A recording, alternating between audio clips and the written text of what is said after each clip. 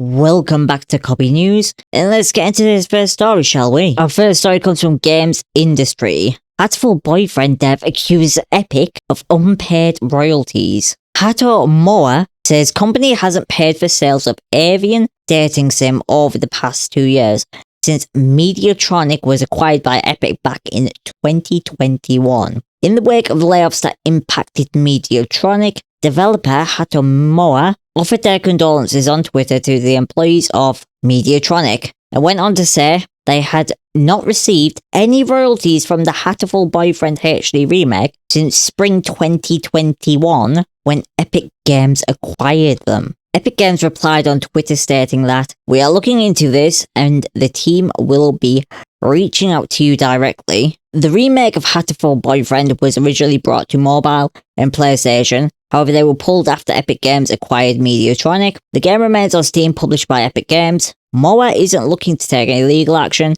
as they said the royalties would not justify the cost of a legal battle. They only wish they were in a position to help the nice folks out from Mediatronic, who MOA says they've been always nice to me and Hatoful. Hopefully this can be resolved amicably behind the scenes between Hatoful and Epic Games, and Hatoful can get the royalties that they are due. But yes, this is certainly a weird one, a very dodgy one from Epic Games that you wouldn't expect. Paying someone royalties is like common, fairly routine. Should be something that's done automatically on the payroll, right? Or at least you think, but apparently not. Our next story comes from Polygon, and is in relation to the Lenovo Legion Go, which has been revealed. Lenovo has revealed the Legion Go, a portable handheld gaming device that runs Windows 11 and has detachable controllers like the Switch. The Legion Go launches October 31st with a starting price of $699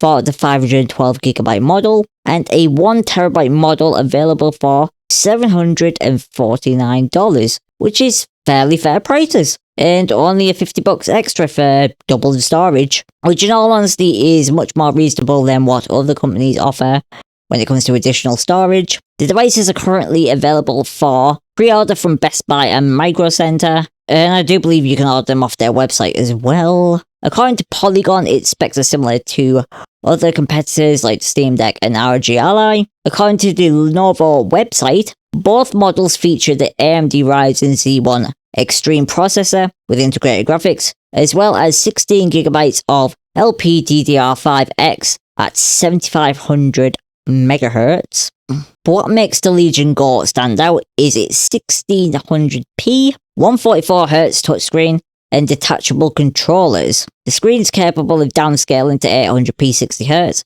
in order to preserve battery life, and features a kickstand so you can set it on a table or a desk, or even an airplane tray while flying. Lenovo claims the Legion Go is capable of fast charging to 70% in 30 minutes using the included 65-watt charger. Like the ROG Ally and Steam Deck, you can connect the device to an external monitor or TV. So, I don't know, this seems cool. Personally for me, handheld isn't important as I am rarely on the go. But hey, if you're looking for a portable gaming device with detachable controllers like the Switch, this might be something you're interested in. So, I don't know, check it out and see if it appeals to you. So, things are not looking good for Team17. Worms publisher Team17, job losses, they're incoming, and that's unfortunate. We've talked about layoffs and stuff a lot recently on this channel, because there's a lot of layoffs happening, and it looks like Team17, the publisher of Worms, is in trouble as the CEO of the company has departed amicably, according to Team17, and the company will be going through a major restructure, which looks set for job losses across the board, according to Eurogamer. And as I said before, it seems like every sector of the gaming industry is just being hit with layoffs after layoffs. And I imagine being in the industry at the moment is not good, seeing this going on, you know, happening to your friends and colleagues. And that must be very disheartening. And it must be leaving many wondering, you know, is my studio next? Because there's been an awful lot of announcements like this recently, and it just doesn't look good. But I do hope for the Team17's sake that everyone who is laid off, who does face job losses, that they do move on to somewhere else, that they do find somewhere else to work and Yeah. Sad times. Obsidian's Josh Sawyer jokes that he's waiting for a call from Microsoft to make Pillars of Eternity 3. Since the success of Baldur's Gate 3, many have been wondering if this is a revitalization of the RPG genre, or whether it could lead to other franchises making something new, including Pillars of Eternity 3, where Josh Sawyer joked on Twitter in a reply to a tweet that he's waiting for Xbox to call and tell me they want Pillars 3 with a $120 million budget. Any day now, I'm sure. Now, whilst this may be a joke on Josh's part, many people did really enjoy the world of Baldur's Gate 3, and the game has sparked many into creating their own D&D adventures, checking out other pen and paper games, as well as looking into other RPG games that might be in a similar field. With that in mind, does the idea of a Pillars 3 or another RPG franchise releasing a new game seem so impossible given the current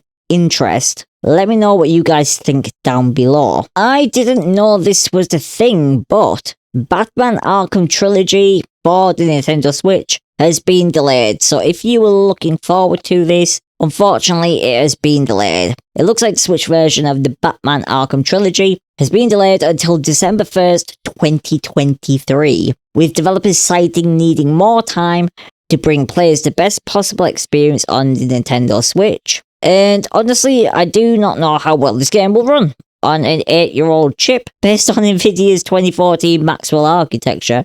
Like, the chip inside the Nintendo Switch is old. It was old when it came out. It was from 2015, the chip was. And I feel like developers are pushing, these Switch ports to consumers on a device that, really is not capable of giving the user a good gaming experience for these kind of third-party games. I'm not going to say, they need to make the game current-gen graphics levels because, I'm not a graphics snob and that's, unreasonable. I'm happy if my games look good enough and run smooth. Not everything has to be cutting edge. But at the same time, there, has to be acceptable standard that the consumers can expect. And I just don't feel like the Switch, is delivering that. It isn't really delivering this for some of these Switch versions of games or third-party games being released, so I feel like some of these developers should just take a step back and really evaluate what they're doing and whether just making these Switch versions is worth it. If the quality isn't there, and